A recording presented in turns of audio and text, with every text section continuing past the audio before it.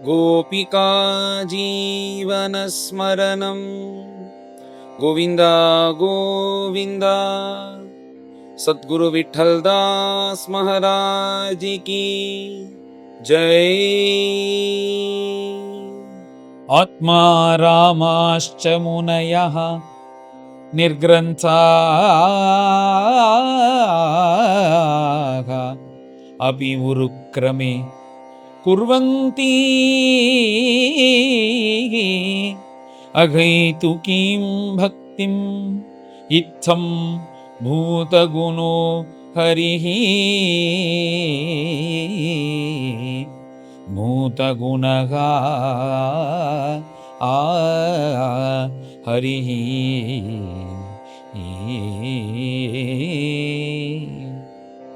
ஸ்ரீமத் பாகவதத்தில் முதல் ஸ்கந்தத்தில் 7வது அத்தியாயத்தில் வரக்கூடிய ஸ்லோகம். பிரம்மனிஷ்டால் பாகவதத்தை அத்தியாயனம் பண்ணார்னா அதுக்கு என்ன ஆச்சரியம்னா, பகவானுடைய ஈர்ப்பு காரணம். பகவானை பஜிக்கிறது லோகத்தில் இருக்கிற ஜனங்கள்லாம் வேற வழி கிடையாது, பஜிக்கணும். ஆனால் எல்லாத்தையும் விட்ட மகான்கள் ஞானிகள்லாம் அப்படி சஞ்சாரம் பண்ணிட்டே இருக்கும்போது பிரம்மேந்திரால் என்ன பண்றார்? ப்ரூஹி முகுந்தேதி ரசனே ப்ரூஹி முகுந்தேதி கேசவ மாதவா கோவிந்தேதி. அவர் நில பிரம்மானுபவத்தில் இருக்கு. பிரம்மானுபவத்தில் போயிட்டே இருக்கும்போது ஒரு ராஜா கையை வெட்டிட்டான். அது பாட்டுக்கு கீழே உட்காந்து துடிச்சுட்டு இருக்கு. இவர் பாட்டுக்கு போயிட்டே இருக்கார். அவருக்கு கை இல்லை, காலம் இல்லை, எதுவும் கிடையாது. சர்வத்திர பிரம்ம தரிசனம் பண்ணிட்டு இருக்கிறவருக்கு பிராரப்த வசாத்து இந்த சரீரம் இருக்கு. அவர் பாட்டுக்கு பாடின்னு போயிட்டே இருக்கார். நான் உங்க கையை வெட்டிட்டேன்னா என் கையின்னு சொல்லிட்டு இப்படிலாம் சொல்லாதரா, இல்லாதெல்லாம் என் கூட சேர்க்காத அப்படின்ட்டார் அவர். அந்த நிலையில போற மகான்கள் கூட மானச சஞ்சரரே பிரம்மணி மானச சஞ்சரரே. ஹே மனசே, நீ பிரம்மம், அந்த பரபிரம்மத்துல மனசலகி. அந்த பரபிரம்மம் எப்படி தெரியுமா இருக்கும்? மதசிகி பிஞ்ச அலங்கிருத சிக்கூரே. உருவம் இல்லாமல்லாம் இருக்காது. தலையில கொண்டைய வச்சுட்டு மேல அந்த மயில் பீலியை வைத்து கொண்டு தலையை சாய்ச்சிண்டு வேணுவாத்தியம் வாசிச்சுட்டு இருக்கிறது தான் பரபிரம்மம். அதில் நீ லயித்து கொண்டு இருன்னு சொல்லிட்டு இப்படிலாம் பிரம்மானுபவத்தில் இருக்கிற மகான்களே பாடியிருக்கா. இதை கண்டு பகவான் சந்தோஷப்படுவாராம். அதே போல இந்த 60வது அத்தியாயம் பார்த்தேன்னா முழுக்க இந்த கலகம், ருக்மிணியை கலகம் ஊத்திட்டு சமாதானப்படுத்துறது. துவாரகையில பகவான் என்னென்னலாம் பண்ணினார்னு இது ஏதோ சாதாரணமா இருக்கக்கூடிய ஒரு பாகவதர் சொல்லல. பிரம்மனிஷ்டால் தன் வாக்குனால இது உற்சாகமா சொல்றாராம். கிருஷ்ணர் என்னென்னலாம் பண்றார் பாரு அப்படின்னு சொல்லிட்டு உற்சாகமாக ஆரம்பிக்கிறார். ஒரு பொழுது என்னாச்சுன்னா, ஏகாந்தமாக அந்தப்புறத்தில் ருக்மிணியுடைய அந்தப்புறத்தில் இருந்துட்டு இருக்கும் போது ருக்மிணியோட தோழிகள்லாம் ருக்மிணிக்கு சகாயம் பண்ணிட்டு இருக்கா. பகவானும் ஒரு சாயந்திரமாகி ராத்திரி படுத்துக்கிற சமயம் வந்துடுது. அந்த சமயத்தில் அந்த தோழிகளும் ஏதோ அந்த பகவானுக்கு கை கால் பிடிச்சி விடுறது, விசிறது, இதெல்லாம் பண்ணிட்டு இருக்கா. ருக்மிணியும் அங்கே இருக்கா. அது எப்படி இருக்கு அப்படின்னா, ராத்திரி வேலை அற்புதமான ஒரு அந்தப்புறம் அப்படி இருக்கா. அந்த இது அப்படி கட்டி வச்சிருக்க.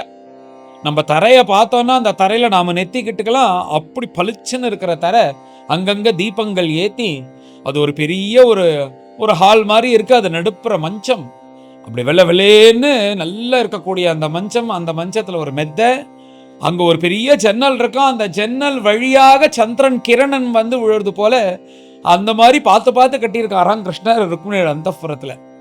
அந்த மஞ்சத்துல அந்த மெத்தையில உட்காந்து கொண்டு இப்படியே உட்காந்துட்டு பேசுறார். அப்படியே கொஞ்சம் படுத்துன்னு இருக்க. அப்படி படுத்துட்டே இருக்கும்போது பார்த்தா அந்த சக்கிகளும் பக்கத்துல நின்றுட்டு இருக்கா.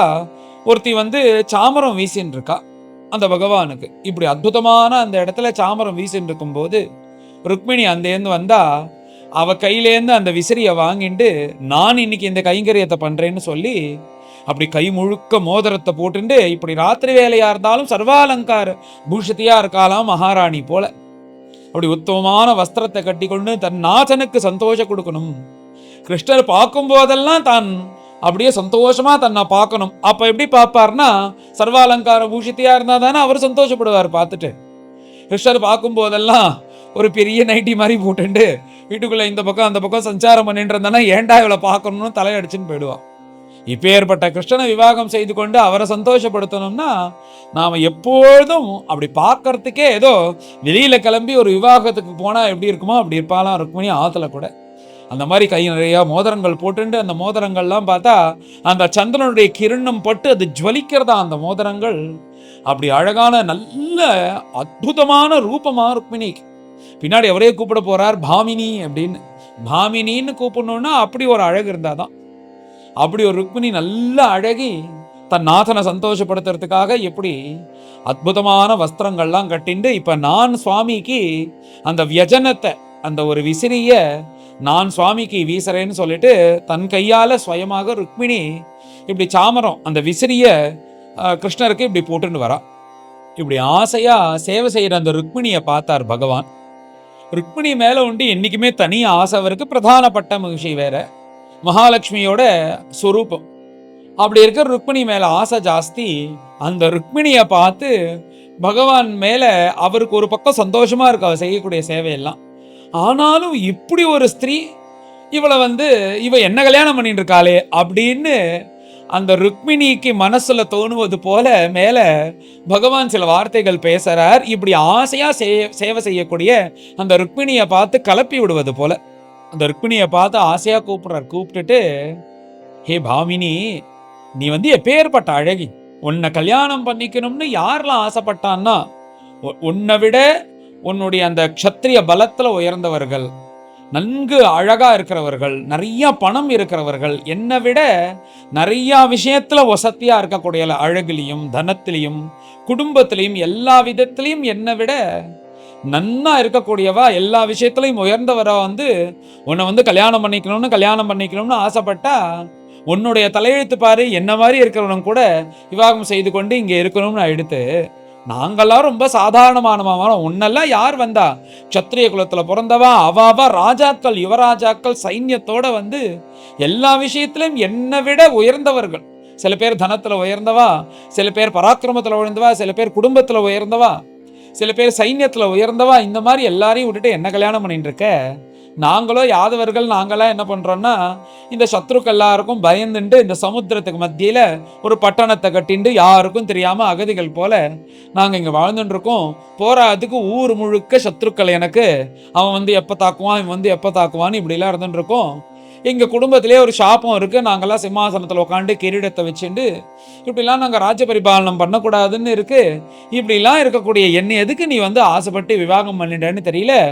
உன்னுடைய அந்தஸ்து உன்னுடைய ஸ்டேட்டஸ் பார்க்கும்போது அந்த மாதிரி இருக்கிறவால தான் நீ கல்யாணம் பண்ணிக்கணும். எத்தனை தேசத்து ராஜாக்கள் வந்தா, இந்த சைத்திய தேசத்து ராஜா சிசுபாலன் வந்தான், மகத தேச ராஜா ஜராசந்தன் வந்தான், ஷால்வன் வந்தான், அவன் வந்தான், இவன் வந்தான், எல்லாரும் வீராதி வீரர்கள். அப்படி அவ எல்லாரும் வந்த போது கூட ஒரு யாதவன் எல்லாருக்கும் பயந்துட்டு இந்த சமுத்திரத்து மத்தியில ஒரு ராஜ்ய பரிபாலனம் கூட பண்ண முடியாத என்ன போய் நீ கல்யாணம் பண்ணிட்டு இங்க திண்டாடணுமா அப்படின்னு கேட்கிறாரு பகவான் ருக்மிணியை பார்த்து. இன்னொன்னு ஒண்ணு தெரிஞ்சுக்கோ, இந்த உலகத்தோட ஊரோட சேர்ந்து வாழறவங்க கூட தான் நிம்மதியா வாழ முடியும். நான் எப்படி இருக்கேன் பாரு, ஊரு முழுக்க எனக்கு சத்ருக்களா இருக்கா, எவன் பார்த்தாலும் என் கூட சண்டை போட்டுட்டு இருக்கான், எப்ப எவன் வருவான்னு தெரியாது. என் கூட இருந்தா உன்னால நிம்மதியாவா இந்த துவாரகையில இருக்க முடியும்? போராதுக்கு நானும் ஏழை, என் பக்தர்களும் ஏழை. அகிஞ்சன ஜனப்பிரியான்னு தனக்குன்னு எதுவுமே வச்சுக்காம எல்லாம் என் பிரபு தான் எனக்குன்னு யார் இருக்காளோ அவளை தான் எனக்கும் பிடிக்கும். ஏதோ இந்த லோகத்துக்காக நான் அப்படி இருந்துட்டு இருக்கேனே தவிர யாரு நமோ அகிஞ்சன வித்தாய நிவர்த்த குணவர்த்தையேன்னு எல்லாரும் சொல்றது அப்படிதானே, குந்தியும் அப்படிதானே சொல்றா. அதனால அகிஞ்சனா தனக்குன்னு எதுவும் வச்சுக்காம எல்லாம் பகவத் அர்ப்பணம் பண்ணிட்டு பகவான் தான் வேணும்னு யார் இருக்காளோ அவதான் பிடிக்கும். அப்படிலாம் உனக்கு என்ன இருக்கணும்ன்ற அவசியமா? உனக்கு நல்ல கெட்டிக்காரலா இருக்கிறவா என்ன பண்ணுவான்னா தனக்கு ஏத்தது போல இருக்கிறவாள் தான் கல்யாணம் பண்ணிட்டு சௌக்கியமா இருக்கணும்னு நினைப்பா. அந்த மாதிரி நீ கல்யாணம் படிக்காத பற்றி என்ன போய் கல்யாணம் பண்ணிட்டு இருக்கியே? உன்னுடைய குடும்பம், உன்னுடைய ஆஸ்தி, உன்னுடைய அந்தஸ்து, உன்னுடைய சைன்யம் இதெல்லாம் பார்க்கும்போது நான் ஒரு பிச்சைக்காரன் மாதிரி அப்படியே சொல்றாராம் பகவான். அதனால என்ன போய் கல்யாணம் பண்ணிட்டு என்னத்த சுகத்தை காண போற? அப்படி நீ உத்தம க்ஷத்ரிய குடும்பத்துல பிறந்தவங்க கல்யாணம் பண்ணியிருந்தானா உனக்கு தாக்கும் உன் ஸ்டேட்டஸுக்கு. நான் எம்மாத்திரம் உன்னுடைய அந்தஸ்துக்கு பார்க்கும்போதுன்னு இப்படிலாம் ருக்மிணியை நன்னா கலப்பி விடுறார். இப்படிலாம் சொல்லி ருக்மிணிட்ட இன்னொன்னு சொல்றாராம், இப்ப கூட ஒன்னும் மோசம் ஆயிடல, உன்னை கல்யாணம் பண்ணிக்கிறதுக்கு இன்னைக்கு கூட எல்லாரும் வரிசையா இருக்கா. அதனால உனக்கு யார தோன்றதோ உத்தம க்ஷத்ரியனை போய் விவாகம் செய்து கொண்டு அவன் கூட உன் குடும்பத்துக்கு ஏத்தது போல சௌக்கியமா வாழு, நான் எதுவும் தப்பா நினைச்சுக்க மாட்டேன், உனக்கு யாரு பிடிச்சிருக்கோ அவ கூட இரு, நானும் என் பக்தர்களோ நாங்கெல்லாம் அசடுகள், எங்களுக்கு குடும்பத்தெல்லாம் காப்பாற்றணும்னு தெரியாது, நான் பைத்தியம் மாதிரி என் பக்தால் விஷயத்துல இருப்பேன், அவளும் தன் குடும்பத்தை விட்டு பைத்தியம் மாதிரி பாண்டுறங்கா பாண்டுறங்கா கிருஷ்ணா ராமான்னு சுத்தின்னு இருப்பா, அவளுக்கும் ஒன்றும் தெரியாது, நானும் இப்படி பைத்தியம் மாதிரி எல்லாத்தையும் விட்டுட்டு சுத்தின்ண்டே இருப்பேன். இது இவர் சொல்றது எப்படி இருக்குன்னா, நம்ம பாண்டவனுடைய பக்த விஷயத்துல பாண்டவன் இருக்கிறது போல இருக்கு. இப்படிதான் நாமதேவருடைய சரித்திரம், துகாராமுடைய சரித்திரம் நிறைய பார்த்தா பாண்டரங்கன் இப்படிதான் இருக்கார். இந்த பாண்டரங்கன் தான் எனக்கு கிருஷ்ணர். அப்படி சொல்லும்போது சொல்றாராம், எனக்கும் என் பக்தர்களுக்கும் வியவஸ்தை கிடையாது, நாங்கெல்லாம் கல்யாணம் பண்ணிட்டு குடும்பம் நடத்துறதுக்கு லாய்க்கு கிடையாது. ஏன்னா எங்க 2 பேருக்கும் பரஸ்பரம் பிரியத்தை நாங்க பரிமாறிக்கிறது பக்தி பண்றதுக்கே எங்களுக்கு சமயம் போராது, எங்களுக்கு எதுக்கு கல்யாணம்? அந்த மாதிரி இருக்கிற என்ன கல்யாணம் பண்ணிட்டு நீ என்னத்த சௌக்கியத்தை கொண்டுவ? அதனால உனக்கு ஏத்தது போல நல்ல க்ஷத்திரியர்களை இன்னைக்கு கூட உன்னை கல்யாணம் பண்ணிக்கிறதுக்கு எல்லாரும் காத்துட்டு இருக்கா ருக்மிணி, ஒன்றும் மோசமாயிடல, நீ போய் கல்யாணம் பண்ணிக்கோ அப்படின்னு சொல்லிட்டு நன்னா ருக்மிணிக்கு எதெல்லாம் சொன்னா வருத்தப்படுவாளோ அப்படி நன்னா கலப்பி விடுறார் பகவான். இப்படிலாம் ருக்மிணிகிட்ட பேசி அவர் எப்படியோ ஒரு வழியா நிறுத்திட்டார் தன்னுடைய வார்த்தைகள்லாம். இதெல்லாம் விசிறிண்டே ருக்மிணி கேட்கறாளா, அப்படியே ஏதோ மனசே அப்படியே பறி கொடுத்தது போல இவர் ஏன் இப்படி பேசுறாரு அப்படின்லாம் தோன்றதான் ருக்மிணி தேவிக்கு. அப்படி யாருதான் ஏன் பகவான் இப்படி பேசினான்னு பிரம்மனிஷ்டாலிங்க சொல்லும் போது அவர் தான் ஒவ்வொரு ரூபத்தை எடுத்துன்னு எல்லாரும் கூட இருக்கிறாளோனோ. இந்த ருக்மிணி தேவிக்கு என்ன தோன்றதுன்னா, நாம தான் உயர்ந்த பக்தி பண்றோம், அதனால பகவான் நம்ம கிட்ட தான் இருக்காருன்னு தோணிட்டு தான் வருது.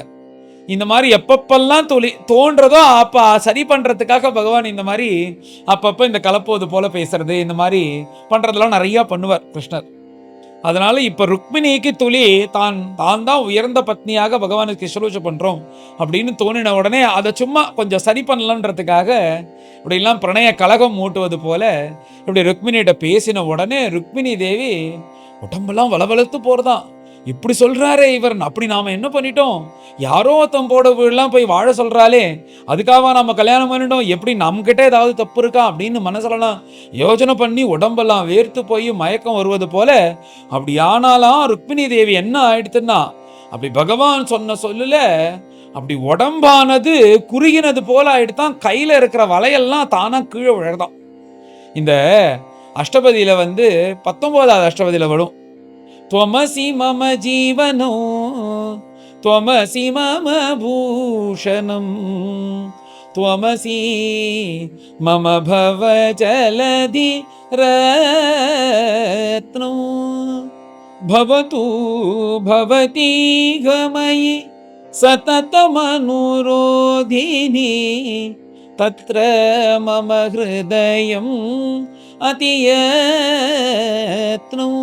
प्रिये चारुशीले चारुशीले प्रिये चारुशीले चारुशीले हे प्रिये चारुशीले அப்படின்னு ராதைய பார்த்து ஆசையா கூப்பிடுறாராம் கிருஷ்ணர். பிரியா அப்படின்னு சொல்லணும்னா எப்படி இருக்கணும் அப்படின்னா, அந்த ஒரு பிரியன் பிரியா அப்படின்னு பேர், ஒரு பிரியான்னு பிரியேன்னு கூப்பிடணும்னா அவ எவ்வளவு ஆசை வச்சிருக்கணும்னா, இவர் நான் இப்போ ஏதோ ஒரு காரியமா இருக்க வெளில கிளம்புறேன் அப்படின்னு சொன்ன உடனே அந்த அம்மா அந்த ஆத்து மனைவி இருக்காளோன்னோ அவளுக்கு உடம்பெல்லாம் மெலிஞ்சு போய் அந்த வலைகள்லாம் கீழே விழுந்து உடஞ்சிடணும். இப்படி நம்ம பிரிஞ்ச உடனே இப்படி ஆயிடுவாளான்னு சொல்லிட்டு, இல்லம்மா நான் எங்கேயும் போகல அப்படின்னு சொன்ன உடனே பாக்கி இருக்கிற வலைகளும் உடைஞ்சிருமா. ஏன்னா முன்ன விட கொஞ்சம் குண்டாயிட்டாங்க. அந்த க்ஷணத்துல அவர் மேல வச்ச பிரியத்துல இப்படி வலைகள் உடையறது. முதல்ல உடையறது எதுக்குன்னா, அப்படியே மனசு உருகி உடம்பும் உருகி உடையறது. அடுத்தது இருக்கேன்னு உடனே சந்தோஷத்துல உடம்பு பெருத்து உடையறது. இந்த மாதிரி ஆனா அவளுக்கு பிரியேன்னு கூப்பிடலான்னு குருநாதர் கதையில சொல்லுவார். நான் நினைச்சேன், இது என்னது பிராக்டிக்கலா இது சாத்தியமா, இப்படி நடந்திருக்குமா, இது என்ன இது போல அப்படின்ன உடனே உடம்பு அப்படி மெலிஞ்சு போயிடுமா? உடம்பு குறைக்கிறதுன்றது எவ்வளோ பெரிய ப்ராப்ளமாக இருக்கும் உலகத்தில். இந்த மாதிரி இருந்ததுன்னா எல்லாரும் இதை உபயோகப்படுத்தி உடம்பை குறைச்சிடலாமே, இது என்ன சாத்தியமா அப்படின்னு யோசனை பண்ணிட்டு இருந்தேன். ஆனால் இங்கே ஸ்லோகமே இருக்கு, பிரம்மனிஷ்டால் சொல்லிட்டார் ருக்மிணி அப்படி இருந்தாலும் இப்படி ராதையை கூப்பிட்டார். ராதையும் அப்படி ஆசை வச்சதுனால தானே கூப்பிட்டுருப்பார். ஆனா பிரமாணமா ருக்மிணி இருக்காளாம் இங்க கிருஷ்ணர் மேல அவ்வளவு ஆசையா. பிரம்மனிஷ்டால் ஸ்லோகமே சொல்றார். இப்படி சொன்ன உடனே என்ன ஆயிடுத்துன்னா அப்படி மனசு உருக கை கால்லாம் இப்படி சுருங்கி போய் அவருடைய கையிலேருந்து வலையெல்லாம் தானா கீழே விழுந்து உடையறதான். அவ்வளவு பிரியம் வச்சிருக்காளாம் கிருஷ்ணர் மேல. அப்படி சொல்லி மயக்கம் வருவது போல அப்படியே கீழே உட்காந்துட்டாலாம். இப்படி சொல்லிட்டாரே கிருஷ்ணர் நம்மள, இப்படி சொல்லிட்டாரே அப்படின்னு சொல்லிட்டு கிருஷ்ணர் சொன்ன வார்த்தைகள்லாம் மனசுக்குள்ள போய் மயக்கம் வருவது போல ருக்மிணி ஆகி அந்த விசிறின்னு இருக்கிறத அதை எடுத்து எங்கேயோ அப்படியே அது கீழே விழுந்துருது. விழுந்து அப்படியே மயங்கி விழுவுறது போல ருக்மிணி அப்படியே தரையில உட்காந்துட்டா. இந்த கிருஷ்ணனுடைய இந்த சொற்கள்லாம் கேட்டு இப்படி ருக்மிணியோட நிலைய பார்த்தாரு கிருஷ்ணர். அவருக்கு ஏண்டா சொன்னோன்னு ஆயிடுத்து. உடனே குபீர்னு எழுந்துட்டு அப்படியே கண்லேயும் தாரதாரியா கண்ணீர் கொட்டுறது. இப்படி ஒரு ஆசை வச்சவள் இப்படி வருத்தப்படுறான்னா உட்காந்துருந்தான்னா அவன் கல்லூலி மங்கன் தானே. பகவான் உடனே கையை பிடிச்சி 2 புஜத்தையும் தொட்டு அப்படி எழுப்பி எங்க தான் உக்காண்டிருந்தாலோ அந்த மஞ்சத்துல உக்காத்தி வச்சு தானும் உக்காந்துட்டு ருக்மிணியை தன் மேல அப்படி சைட்ல சாஞ்சி வச்சுக்கிறது போல சாஞ்சுட்டு தலையை தடை விட்டுண்டு உடம்பெல்லாம் ஆசுவாசப்படுத்தி கண்ணெல்லாம் தொடச்சி விட்டு அப்படியே அழும்போது கண்லேருந்து அந்த மை இட்டு இருக்காலாம் அதெல்லாம் உருகி ஓடுறதாம். அந்த இதெல்லாம் சேர்ந்து தொடச்சி விடுவாராம். ஏன் சொல்லுவானே இவ்வளவு உபச்சாரம் பண்ணுவானே இந்த மாதிரிலாம் பண்ணி அவருக்கே பயம் வந்துருதான். என்னன்னா நம்ம ஏண்டா இப்படிலாம் சொன்னோம் அப்படின்னு அப்படியே உடம்பெல்லாம் ஆசுவாசப்படுத்தி அந்த கண்ணெல்லாம் தொடச்சி விட்டு ருக்மிணியை பக்கத்துல வச்சு சமாதானம் படுத்துறாராம் அந்த ருக்மிணியை. உடனே அந்த ருக்மிணி அழுதுண்டே இருக்கக்கூடிய ருக்மிணியை சமாதானம் படுத்தி அவருடைய தாவாங்கட்டையை பிடிச்சி முகத்தோட முகம் கிட்டக்க கொண்டு வந்து, நான் உன்னை பத்தி எனக்கு தெரியும், உன் மனசு என்னன்னு எனக்கு தெரியும், நான் இப்படி சொன்னதுக்கு அப்புறம் நீ என்ன என் மேல எவ்வளவு ஆசை வச்சிருக்கேன்னு உன் வாக்குனால கேட்கணுன்றதுக்காக தான் நான் இப்படிலாம் கலப்பி விட்டேன். உன்னை பத்தி எனக்கு தெரியாதா, இப்படிலாம் நீ அழுது இப்படியா ஒரு வார்த்தை சொன்னதுக்கு இப்படியா ஆகணும்னு சொல்லிட்டு சமாதானம் படுத்தி அப்புறம் பகவான் தன்னோட அபிப்பிராயத்தை சொல்றாலாம். அயம்ஹி பரமோலாபா கிரகேஷு கிரகமேதினாம்னு இந்த சம்சார வாழ்க்கையில இந்த கல்யாணம் பண்ணிட்டா எல்லாரும் தப்பிக்க வேண்டிதான். ஆனா அதுல ஒரு சந்தோஷம் இருக்கு.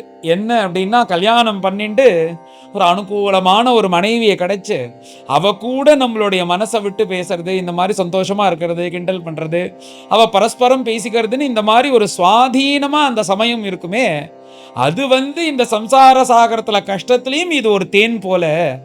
இந்த கஷ்டத்திலையும் சௌக்கியமா இருக்கலாம்னா இப்படி இந்த மாதிரி பரிகாசமா பேசிக்கிறது, அவ திரும்ப பேசுறது, அப்புறம் இந்த மாதிரி ஒரு பரஸ்பரம் அவ பிரியமா இருக்கிறதே இது ஒரு பரம ஆனந்தம். அது கல்யாணம் பண்ணிட்டாதான் கிடைக்கும், கல்யாணம் பண்ணிக்காம கிடைக்காது. அதனால கல்யாணம் பண்ணிட்டவா திண்டாடிண்டே இருந்தாலும் அதுல இது ஒரு சௌக்கியம் அப்படின்னு சொல்லிட்டு இந்த மாதிரி ஒரு விஷயம் இருக்குன்னு சொல்லிட்டு பகவான் இப்படி ருக்மிணியை சமாதானப்படுத்துறார். இப்படிலாம் ருக்மிணியை சமாதானப்படுத்தினோடனே ருக்மிணி நம்மளை போ சொல்றாரேன்னு உள்ளுக்குள்ள பயமா ஒரு கால் நம்மளை விட்டு போயிட்டாருன்னா என்ன பண்றது? எப்பேற்பட்ட பிரபு, அவர் ஏதோ சாதாரண மனுஷன்னா விட்டுட்டு போறாருன்னா விட்டுலாம், வைகுண்டவாசியோன்னும்.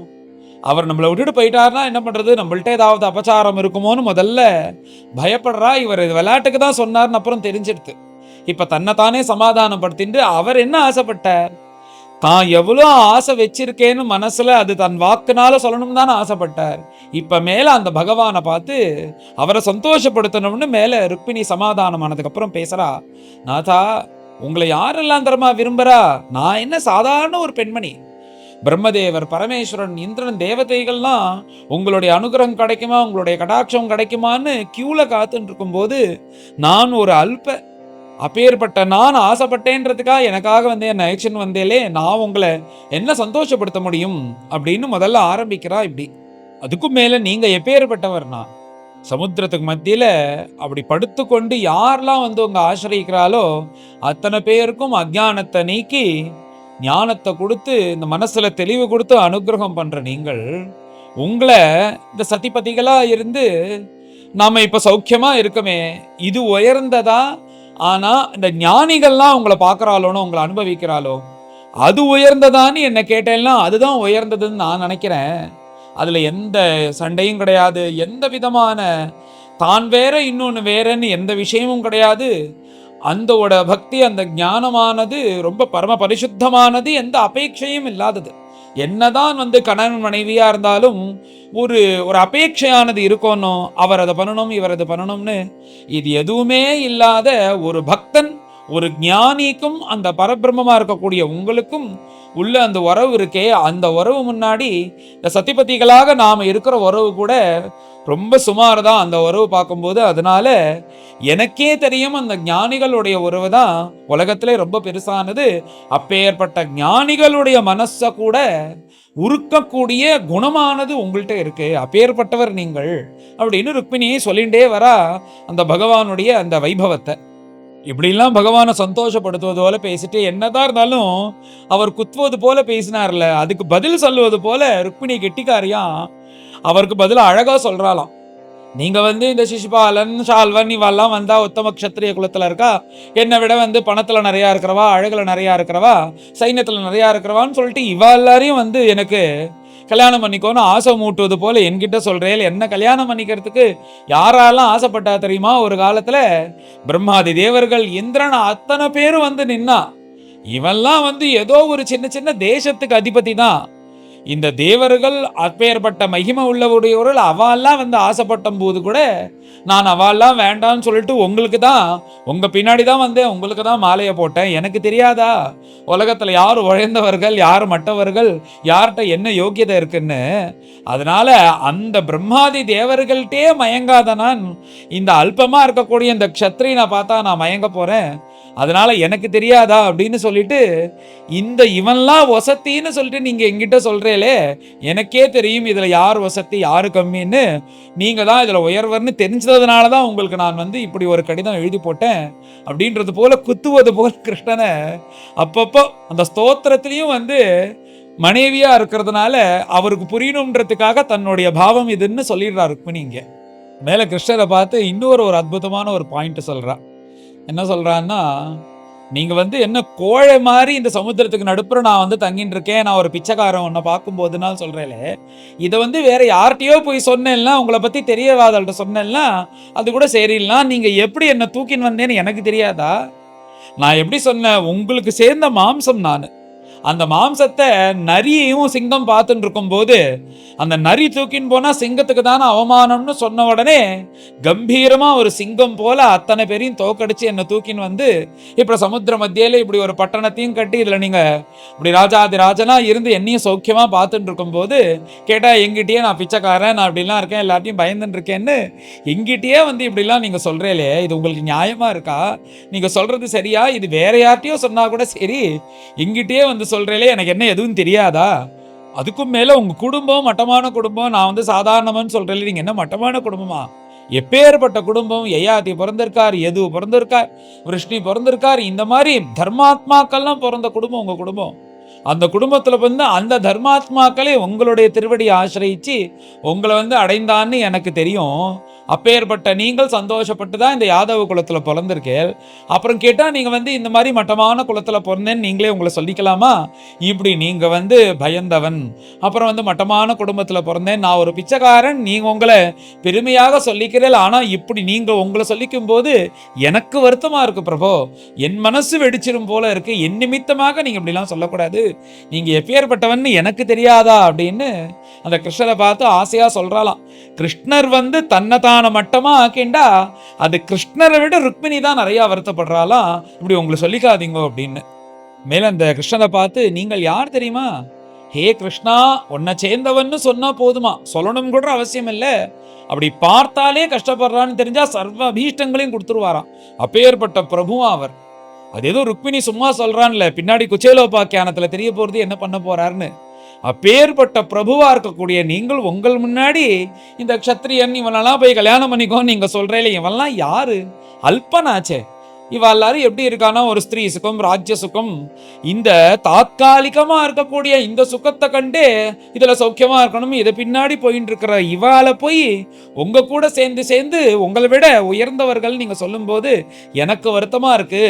உண்மையா சொல்ல போனா இந்த இத்தனை ராஜ்யம் இருந்து இந்த குலத்துல பிறந்து இந்த மாதிரி ஸ்திரீ சுகம் பின்னாடி சாதாரணமா இப்படி இருந்துட்டு ராஜ்யம் ராஜ்யம்னு சொல்றவாளுடைய இவா உங்களுடைய கால் தூசிக்கு கூட போற மாட்டா. அப்பேற்பட்டவர் நீங்கள் போய் இவர் கூட இது பண்ணலாமா? போராதுக்கு என்ன வேற இவா கூட எல்லாம் நீங்க இருந்து, நீ உயர்ந்த வம்சத்துல பிறந்த, நான் மட்டமானவன், இவா உயர்ந்த வம்சத்துல பிறந்தா அவ கூட இருன்னு என்ன வேற நீங்க சொல்றீங்களா? அப்படின்னு சொல்லிட்டு கிருஷ்ணரை அதட்டுவது போல சொல்றாளாம் ருக்மிணி சுவாதீனமாக. ஹே பிரபோ, உங்களை நான் வந்து ரூபத்துக்காக கல்யாணம் பண்ணிக்கல, தனத்துக்காக கல்யாணம் பண்ணிக்கல, உங்களுடைய குணத்துக்காக கல்யாணம் பண்ணிட்டேன். ஸ்ருத்வா குணான் புவன சுந்தரா, ஏ புவன சுந்தரா, உன்னுடைய குணங்களை கேட்டு கேட்டு தானே கல்யாணம் பண்ணிக்கணும்னு ஆசைப்பட்டேன். அந்த மாதிரி நான் குணத்துக்கு பின்னாடி தான் வரனே தவிர ரூபத்துக்கோ இல்லை இந்த பணத்துக்கோ இல்லை குடும்பத்துக்கோ நான் வரவே இல்லை. அப்படிலாம் பார்க்கும்போது உங்க குணங்கள் முன்னாடி இவெல்லாம் துச்சம். அப்பேற்பட்ட குணவான் நீங்க, உங்க குணத்துக்காக தான் உங்க பின்னாடி நான் வந்திருக்கேன். அப்பேற்பட்ட குணவந்தனா இருக்கக்கூடிய உங்களை விவாகம் செய்து கொள்ளணும் ஆசைப்பட்டு வந்திருக்கேன். ஒரு கால் இந்த உலகத்துல இந்த குணத்தை அவலம்பிக்காதபடிக்கு யார் இந்த பணம் ரூபத்துக்கு பின்னாடி போறாளோ, என்னை பொறுத்தவரையும் அவன் இந்த பிணத்தை கல்யாணம் பண்ணிட்டு போற மாதிரி தான். முதல்ல எல்லாம் நன்னா இருக்கும், நாளடைவில் பார்த்தா குணம் இல்லைன்னா அதுவே நரகமாக ஆயிடும். அதுல உலகத்துல இருக்கிறவா இதை தெரிஞ்சுக்கணும். முதல்ல குணம் சரியா இருக்கான்னு பார்த்துதான் மற்றவ அழகோ பணத்தையோ இதுக்கு பின்னாடி போகணும், அது எல்லோரும் தெரிஞ்சுக்கணும்னு இப்படி ருக்மிணி உலகத்துல இருக்கிற பெண்மணிகளுக்கெல்லாம் இப்படி சொல்றா தன்னுடைய வாக்குனால. எப்பேற்பட்டவர் நீங்கள், நீங்க வந்து இந்த இந்திரியத்துக்கெல்லாம் அதீதமா உள்ளக்கூடிய நீங்கள் இப்ப வந்து நீங்களும் அப்படி பிறந்து விவாகம் செய்து கொள்றதுக்காக என்னையும் விவாகம் செய்து கொண்டு ரஜோகுணத்தினால இந்த சதிபதிகளுக்கு என்னென்னலாம் சௌக்கியத்தை கொடுக்க முடியுமோ அந்த சௌக்கியத்தை வைகுண்டவாசியா இருக்கக்கூடிய பிரபு உங்க கூட சேர்ந்து அனுபவிக்கணும்ன்றதுனால தானே நான் உங்களை கல்யாணம் பண்ணிக்கணும்ன்றதுனால இப்படி கஷ்டப்பட்டு உங்களுக்கு சந்தேசத்தை கொடுத்து எனக்கு ஜென்ம ஜென்மமா நான் புண்ணியம் செய்திருந்தேன்னா அப்பேற்பட்ட வைகுண்டவாசியா இருக்கக்கூடிய அந்த பிரபு கூட இந்த உலகத்துல மனைவியா வாழறதுக்கு எனக்கு பாக்கியம் இருக்கும்னு ஆசையா உங்களை நான் கல்யாணம் பண்ணிட்டேன். நீங்களும் வந்து இந்த பிரஜையை விருத்தி பண்ணணும்ன்றதுக்காக இந்த சதிபதிகளுக்கு கொடுக்க வேண்டிய அந்த சௌக்கியத்தெல்லாம் என் மூலியமாக எனக்கு அனுகிரகம் பண்றதுக்காக கொடுத்தேலே அப்பேற்பட்ட பாக்கியசாலி நானு. நீங்க சொன்னேலோன்னு இன்னொரு க்ஷத்திரியன் இருக்கான், உயர்ந்த க்ஷத்திரியன் இருக்கான், அவன் கூட போய் நிறந்துக்கலான்னு அந்த உலகத்துல இப்ப எல்லாருமே இருக்கா. கணவன் சரியில்லைன்னா இன்னொருத்தன் கூட போய் சந்தோஷமா இருக்கா. நீங்க சொன்னதுல எந்த ஆச்சரியம் இல்லை. என்னை பொறுத்தவரையும் கணவன் முன்ன பின்ன இருந்தாலும் கூட அந்த கணவனை இவன் தான் ஒருத்தந்தான் வாழ தெரிஞ்சுக்கணும் ஒரு பெண்மணி. அதுதான் நான் உயர்ந்ததாக நினைக்கிறேன். முன்ன பின்ன இருந்தாலுமே வந்து அட்ஜஸ்ட் பண்ணிட்டு இருக்கணும்னா உங்களை மாதிரி ஒருத்தர் கிடைப்பாரா இந்த உலகத்துல? அப்பேற்பட்ட உங்களை கல்யாணம் பண்ணிட்டதுக்கு அப்புறம் அல்பர்களா இருக்கக்கூடிய இவாளெல்லாம் பார்த்து யாருக்காவது ஆசை வருமா? அந்த ஆசைப்படணும், அவ கிட்ட போகணும்னு நீங்க சொல்றதே எனக்கு அருவிருப்பா இருக்கு.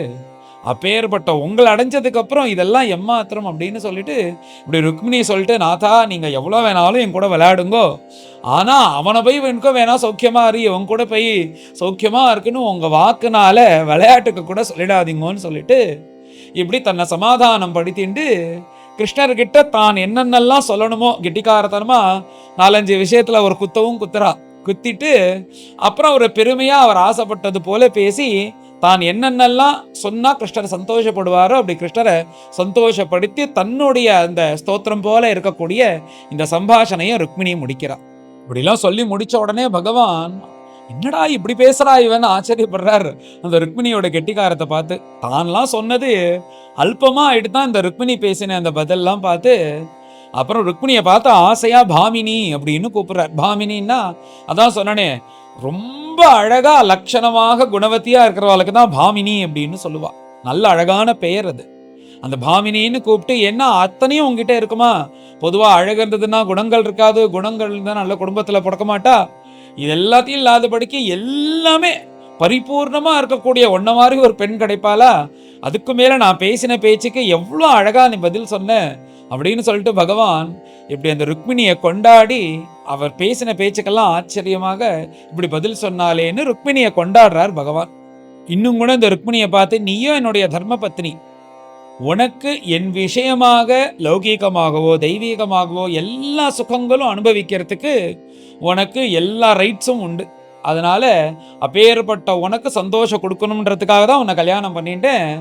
உனக்கு எது பேசணும்னாலும் எப்படி வேணாலும் அனுபவிக்கிறதுக்கு சாஸ்திரோக்தமாக உனக்கு அனுமதி உண்டு. அப்பேற்பட்ட பரம பாக்கியசாலினி அப்படின்னு ருக்மிணியை கொண்டாடி. ஆனா ஒண்ணு, இந்த சரீர சுகம்னு பார்க்குறவா எல்லாருக்கும் கடைசியில அனுபவே நாசகான்னு கடைசியில வந்து பார்த்தா இதில் வந்து அதிருப்தியில தான் கொண்டு விடும். ஆனா நீ அப்படி இல்லாதபடிக்கு நீ என்னை பகவானாதான் பார்த்து என் கூட சந்தோஷத்தை அடையிறேன்னு உன்னுடைய வார்த்தைகளை வச்சு நான் தெரிஞ்சுட்டேன். அதனால உனக்கு எப்பொழுதும் பரமானந்தம் நான் கொடுக்கணுன்ற அவசியம் இல்லை. இந்த பாவத்துல நீ இருக்கிறதுனால உனக்கு அதுவே என் மூலியமாக சாஸ்வதமான ஆனந்தத்தை கொடுக்குமா அப்படின்னு கொண்டாடி சொல்றார். ருக்மிணியை பார்த்து அவளுடைய குணங்கள், அவள் நடந்து கொள்வது எல்லாத்தையும் பார்த்து, உன்னை நான் விவாகம் செய்து கொள்ளணும்னு பல விஷயத்துல ஆலோசனை பண்ணி விவாகம் செய்து கொள்ளணும்னு ஆசைப்பட்டேன். அதுல முதல் என்ன அப்படின்னா, இப்படிதான் எனக்கு இவாளெல்லாம் கல்யாணம் பண்ணி வைக்க போறான்னு, இதுதான் என் தலையெழுத்துன்னு நீ உட்காராதபடிக்கு தைரியமாக உன் மனசுல என்ன அபிப்பிராயம் இருக்கோ அது ஒரு பாகவதர் மூலியமாக எனக்கு நீ சொல்லி அமிச்சியோன்னு தைரியமாக, அந்த தைரியத்தை பார்த்து நான் ரொம்ப சந்தோஷப்பட்டேன். இப்படிதான் இருக்கணும்னு சொல்லிட்டு அந்த குணம் என்னை ஈர்த்தது, உன்னுடைய தைரியம். பொதுவாக தைரியம் ஒண்டி இருந்தாலும் அது ஸ்திரீகளுக்கு அது லஜ்ஜையோட சேர்ந்துட்டு வினயமும் இருக்கணும், கூடயே வினயமும் இருக்கணும், பொறுமையும் இருக்கணும். அதையும் சேர்த்து சொல்றாரா. ருக்மிணிட்ட எல்லாமே இருக்கான். இன்னொன்னு என்ன பொறுமையா இருந்தால்னா, ஒரு சந்தர்ப்பத்துல அந்த ருக்மிணிக்கும் ரொம்ப பிரியமா, ரெண்டு பேரும் அவ்வளோ பிரியமா இருப்பாளாம். ரெண்டு பேருக்கும் அப்படி ஒரு பிரியம். ருக்மிணிக்கும் தன் அண்ணா மேல பிரியம், ருக்மிணி மேல ரொம்ப பிரியம். அப்படி இருக்கும்போது பலராம சுவாமியினால ஒரு சந்தர்ப்பத்துல இந்த ருக்மி சாகடிக்க போறான். ருக்மிணியை சம்ஹாரம் பண்ணிடுறார் அவர். அப்பொழுது ஒரு வார்த்தை கூட கிருஷ்ணர்ட்ட கேட்கலையா, என் அண்ணாவை சம்ஹாரம் பண்ணிட்டார் உங்க அண்ணா அப்படின்னு சொல்லவே இல்லை.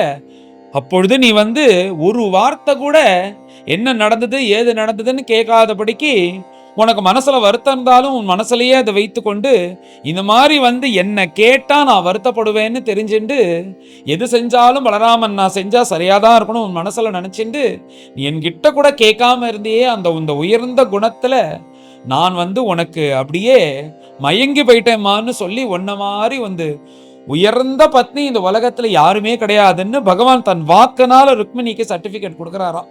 இந்த மாதிரி சர்டிபிகேட் வேற யாருக்கும் கொடுத்த மாதிரி தெரியல.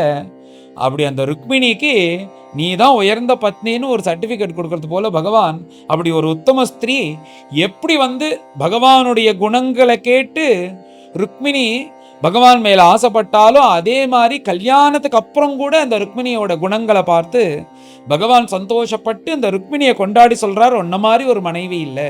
நீ கடைசியா ஒன்னு சொன்னிய, என்ன சொன்ன?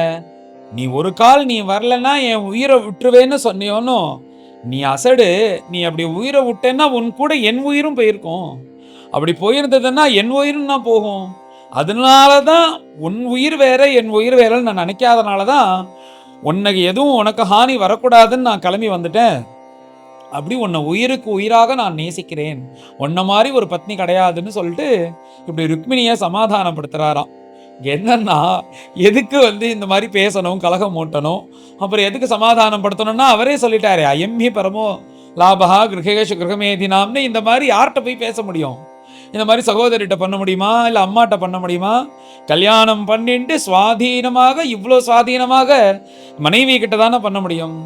அதை சந்தோஷமா முன்னாடியே சொல்லிட்டார். அதுக்காக தான் உன்னை சும்மா உன் மனசுலேருந்து என் மேல எவ்வளோ காதல் வச்சிருக்கேன்னு உன் வாக்குனால கேட்கணுன்றதுக்காக தான் இப்படிலாம் பண்ணேன்னு சொல்லிட்டு ருக்மிணியை சமாதானம் படுத்துற. அந்த ருக்மிணியுடைய வாக்கும் கேட்டு அவரும் சந்தோஷப்பட்டு பகவானும் கடைசியாக ருக்மிணியை சமாதானம் படுத்துறா. இப்ப ருக்மிணியை ரொம்ப பிரசன்னமா ஆயிட்டான். இந்த மாதிரி பகவானுக்கு ரொம்ப பிரிய பத்னி ருக்மிணி. அப்பேற்பட்ட அந்த ருக்மிணியோட கலகம் இந்த அத்தியாயத்துல, இந்த சதிபதிகளுக்கு நடுப்புற இருக்கக்கூடிய கலகம் நிறைய இடத்துல நிறைய பேர் வர்ணிச்சிருக்கா. இதே மாதிரி ராமாயணத்துல தேவிக்கும் ராமருக்கும் வந்திருக்கு. அதுவும் அற்புதமா இருக்கும். ராமாயணத்துல இந்த மாதிரி பார்வதி பரமேஸ்வரால் கூட வர கலகம், ராமருக்கும் தேவிக்கும் வந்த கலகம், அப்போ கிருஷ்ணனுக்கும் ருக்மிணிக்கும் வந்த கலகம், ராதரிக்கும் கிருஷ்ணனுக்கும் வந்த கலகம் தான் அஷ்டபதி கேட்கவே வேண்டாம். இந்த மாதிரி அவர் நல்ல கலகப்பிரியனா இருக்கார் கிருஷ்ணர். கிருஷ்ணரை பொறுத்தவரையும் ஒரு நல்ல ரசிக சுபாவம் உள்ளவர். அதனால எல்லா இடத்துலையும் அவர் தானும் சந்தோஷமா இருந்துட்டு இந்த மாதிரி நிறைய கலப்பி விடுறது, விஷமம் பண்றது எல்லாத்தையும் பண்ணி அதை சரியும் பண்ணுவார். அவர் பண்றதெல்லாம் பார்த்தா ஒரு மாதிரி இருக்கும், ஆனா எல்லாருக்கும் கடைசியில சந்தோஷம்தான் கொடுக்கும். அப்பேற்பட்டவர் அவர் பண்றது எல்லாமே இப்படி ரொம்ப ஹாஸ்யமாக, ஜாலியாக, ரொம்ப ஹிதமாகவும் எல்லாருக்கும் நல்லது பண்றது போல இருக்கும். அப்பேற்பட்ட இந்த அத்தியாயம் பிரம்மனிஷ்டால் இதை வர்ணிச்சார்தான் ஆச்சரியம். ஏன்னா பகவானுடைய அத்தனை லீலைகளும் குணங்களும் வர்ணிக்கிறார். அதுல இதுவும் ஆசைப்பட்டு பரீட்சித்துக்கு இந்த மாதிரி துவாரகையில இப்படிலாம் லீலை பண்றார். அதை சொல்லிட்டு திரும்ப திரும்ப இதை சொல்றார். ஏதோ ருக்மிணி கூட உண்டு இல்லை, இவர் இதே மாதிரி அந்த 16,000 ஸ்திரீகள் அஷ்டமகிஷிகள் எல்லா ராத்திலையும் இருந்து கொண்டு எல்லாருக்கும் இந்த மாதிரி சந்தோஷத்தை கொடுத்துட்டு பகவான் கிருஷ்ணனால தான் இருக்க முடியும் அப்படின்னு சொல்லிட்டு இந்த அத்தியாயத்தை பூர்த்தி பண்றார். இந்த ருக்மிணி கிருஷ்ணனுடைய கலகம் 60வது அத்தியாயத்தில் வருதுன்னு பாராயணம் பண்ணும்போது நான் படிச்சிருக்கேன். ஆனா இது விஸ்தாரமா பார்க்கும்போது தான் ரொம்ப அழகாக கிருஷ்ணர் பேசியிருக்கார். அதுக்கு ஏத்தது போல ருக்மிணி ரொம்ப அற்புதமாக பேசியிருக்கா. இந்த மாதிரி விஷயங்கள்லாம் உங்களுக்கு முன்னாடியே தெரிஞ்சிருந்ததுன்னா நீங்க யார் மூலியமாக கேட்டிருந்தேலே, ஆனால் அது கேட்டேன்னு சொல்லுங்க. அப்படி யாருக்கெல்லாம் இது முதல் தடவை கேட்குறீங்களோ, கேட்ட உடனே எப்படி இருந்ததுன்னு நீங்க அது மேல அந்த கமெண்ட்ஸ்ல சொல்லுங்க. யார் யாரெல்லாம் கேட்டிருக்கேன்னு. இந்த மாதிரி சில அத்தியாயங்கள்லாம் உங்களுக்கு தெரிஞ்சிருக்கா தெரியலையான்னு எனக்கு தெரிஞ்சுக்கணும்னு ஆசையா இருக்கு. அதனால அது கமெண்ட்ல நீங்க எல்லாரும் சொல்லுனா நானும் அதை பார்ப்பேன். மேலே எல்லாரும் கலந்து இந்த அத்தியாயத்தை பாராயணம் பண்ணுவோம். अथ षष्ठीतमोऽध्यायः श्रीशुक उवाच कर्हिचित् सुखमासीनं स्वतल्पस्थं जगद्गुरुं पतिं पर्यचरद्भैष्मी व्यजनेन सखीजनैः यस्त्वेतल्लीलया विश्वं सृजत्यत्ति अवतीश्वरः स हि जातस्वसेतूनां गोपीठाय यदुष्वजः तस्मिन् अन्तर्गृहे भ्राजत् मुक्तादामविलम्बिना विराजिते वितानेन दीपैः मणिमयैरपि मल्लिकादामभिः पुष्पैः द्विरेफकुलनादितैः जालरन्ध्रप्रविष्टैश्च गोभिश्चन्द्रमसोमलैः पारिजातवनामोद वायिनोद्यानशालिना धूपैः अगुरुजैराजन् जालरन्ध्रविनिर्गतैः पयः फेननिभे शुभ्रे पर्यङ्के कशिपूत्तमे उपतस्थे सुखासीनं जगतामीश्वरं पतिं वालव्यजनमादाय रत्नदण्डं सखीकरात् तेन मी जयती देवी उपासाञ्चक्र ईश्वरं सोपाच्युतं क्वणयति मणिनूपुराभ्यां रेजे अङ्गुलीयवलयव्यजनाग्रहस्ता वस्त्रान्तगूढ कुचकुङ्कुमशोणहार भासानितम्बधृतया च परार्ध्यकाञ्च्या तां रूपिणीं श्रियम् अनन्यगतिं निरीक्ष्य या लीलया धृततनोः अनुरूपरूपा प्रीतस्मयन् अलककुण्डलहिष्ककण्ठ वक्त्रोल्लसत्स्मितसुधां हरिराबभाषे भगवानुवाच राजपुत्रीप्सिता भूपैः लोकपालविभूतिभिः महानुभावैः श्रीमद्भिः रूपौदार्यबलोर्जितैः तान् प्राप्तान् अर्थिनो हित्वा चैद्यादीन् स्मरदुर्मदान् दत्ता भ्रात्रा स्वपित्रा च कस्मान्नो ववृषे असमान् राजभ्यः बिभ्यतः सुभ्रूः समुद्रं शरणं गतान् बलवद्भिः कृतद्वेषान् प्रायस्त्यक्तनृपासनान् अस्पष्टवर्त्मनां पुंसाम् अलोकपथमीयुषाम् आस्थिताः पदवीं सुभ्रूः प्रायस्सीदन्ति योषितः निष्किञ्चना वयं शश्वत् निष्किञ्चन जनप्रियाः तस्मात् प्रायेण ह्याढ्या मां भजन्ति सुमध्यमे ययोः आत्मसमं वित्तं जन्मैश्वर्य आकृतिभिर्भवः तयोः विवाहः मैत्री च नोत्तमाधमयोः क्वचित् वैदर्भ्येतत् अविज्ञाय त्वया दीर्घसमीक्षया वृता वयं गुणैर्हीनाः भिक्षुभिः श्लाघिता मुधा अथात्मनः अनुरूपं वै भजस्व क्षत्रियर्षभम् येन त्वम् आशिषः सत्या इहामुत्र च लप्स्यसे चैद्यशाल्वजरासन्ध दन्तवक्त्रादयो नृपाः मम द्विषन्ति वामूरु रुक्मी चापि तवाग्रजः तेषां वीर्यमदान्धानां दृप्तानां स्मयनुत्तये आनीतासि मया भद्रे तेजोपहरता सताम् उदासीना वयं नूनं न स्त्र्यपत्यार्थकामुकाः आत्मा लब्ध्या स्महे पूर्णा गेहयोः ज्योतिरक्रियाः।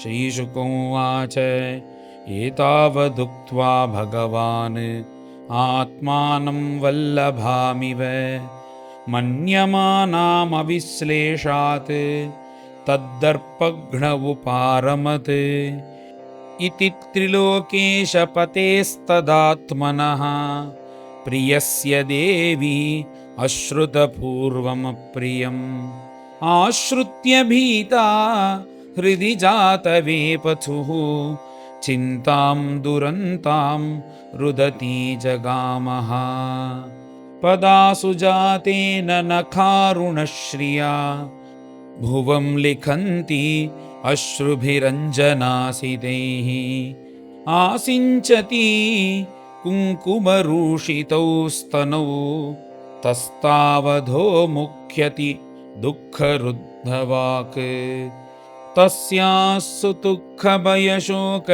विनष्टबुद्धेः हस्ताश्लतद्वलयतो व्यजनं पपात देहश्च विक्लवधियः सहसैव मुह्यन् रम्भेव वायुविहता प्रविकीर्य केशान् तद्दृष्ट्वा भगवान् कृष्णः प्रियायाः प्रेमबन्धनं हास्यप्रौढिमजानन्त्याः करुणः सोऽन्वकम्पता पर्यङ्कात् अवरुह्याशु तामुत्थाप्य चतुर्भुजः केशान् समुह्य तद्वक्त्रं प्रामृजत् पद्मपाणिना प्रमज्याश्रुकले नेत्रे स्तनौ चोपहतौ शुचा आश्लिष्य बाहुना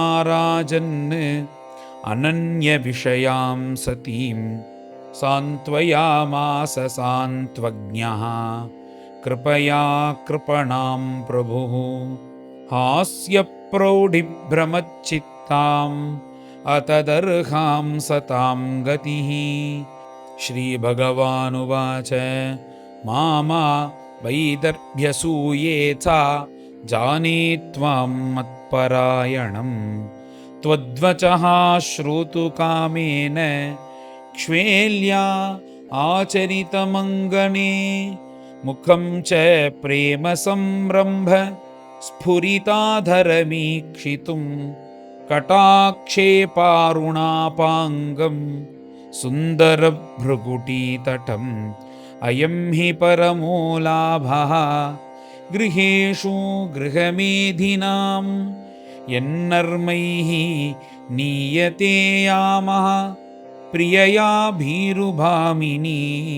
श्रीशुक उवाच सैवं भगवता राजन् वैदर्भी परिसान्त्विता ज्ञात्वा तत्परिहासोक्तिं प्रियत्यागभयं जहौ बभाष ऋषभं पुंसां वीक्षन्ती भगवन्मुखं सव्रीडहासरुचिर स्निग्धापाङ्गेन भारता। रुक्मिण्युवाच नन्वेवमेतत् अरविन्दविलोचनाः यद्वै भवान् भगवतः असदृशी विभुम्नः क्वस्मे महिम्नि अभिरतो भगवांस्त्रधीशः क्वाहं गुणप्रकृतिः अज्ञगृहीतपादा सत्यं भयादिव गुणेभ्य उरुक्रमान्तः शेते समुद्र उपलम्भनमात्र आत्मा नित्यं कदिन्द्रियगणैः कृतविग्रहस्त्वं त्वत्सेवकैः नृपपदं विधुतं तमोन्धं त्वत्पादपद्ममकरन्दजुषां मुनीनां वर्त्मा स्फुटं नृपशुभिः ननु दुर्विभाव्यं यस्मात् अलौकिकम् इवेहितमीश्वरस्य भूमं स्तवेहितमथो अनुये भवन्तं निष्किञ्चनो ननु भवान् न यतोऽस्ति किञ्चित् यस्मै बलिं बलिभुजोऽपि हरन्त्यजाद्याः नत्वा विदन्ति असुतृपो अन्तकमाढ्यतान्धाः प्रेष्ठो भवान् बलिभुजामपि तेऽपि तुभ्यं त्वं वै समस्तपुरुषार्थमयः फलात्मा यद्वाञ्छया सुमतयः विसृजन्ति कृत्स्नं तेषां विभो समुचितो भवतः समाजः पुंसस्त्रियाश्चरतयो सुखदुःखिनोर्नः त्वं न्यस्तदण्डमुनिभिः गदितानुभाव आत्मात्मदश्च जगतामिति मे वृतोऽसि हित्वा भवत् भ्रुवमुदीरितकालवेग ध्वस्ताशिषः अब्जभवनाकपतीन् कुतोऽन्ये जाड्यं वचस्तव गदाग्रज यस्तु भूपान् विद्राव्यशार्ङ्गनिनदेन जहर्थ मां त्वं सिंहो यथा स्वबलिनमीश पशून् स्वभागं तेभ्यो भयात् यदुदधिं शरणं प्रपन्नः यद्वाञ्छया नृपशिखामनयोऽङ्गवैन्य जायन्तनाहुषगयादय ऐकपत्यं राज्यं विसृज्य विविशुः वनमम्बुजाक्षा सीदन्ति तेऽनुपदवीं त इहास्थिताः किम् कान्यं श्रयेत तव पादसरोजगन्धम् आघ्राय सन्मुखरितं जनतापवर्गं लक्ष्म्यालयं त्वविगणय्य गुणालयस्य मर्त्यासदोरुभयम् अर्थविविक्तदृष्टिः तं त्वानुरूपमभजं जगतामधीशम् आत्मानमत्र च परत्र च कामपूरम् स्यान्मे तवाङ्घ्रिररणं श्रुतिभिर्भ्रमन्त्या यो विभजन्तमुपयाति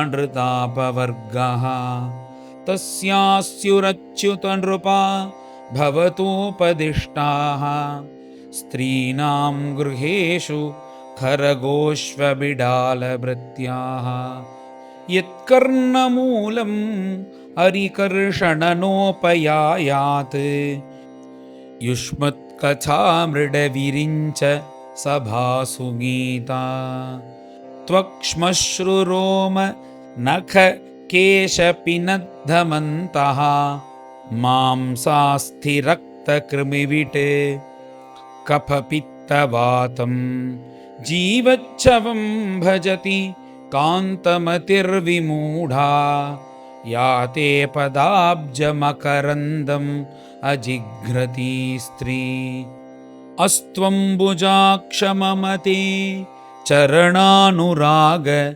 आत्मन्रतस्य मयि च अनतिरिक्तदृष्टेः यर्ह्यस्य वृद्धय उपात्तरज्योतिमात्रः मामीक्षसे तदुहनः परमानुकम्पा नैवालीकमहं मन्ये वचस्ते मधुसूदना अम्बाया इव हि प्रायः कन्यायाः स्यात् रतिः क्वचित् व्यूढायाश्चापि पुंश्चल्या मनोभ्येति नवं नवं बुधो असतीं न बिभ्रयात् तां बिभ्रत् उभयच्युतः भगवानुवाच साध्वेतत् श्रोतुकामेस्त्वं राजपुत्री प्रलम्भिता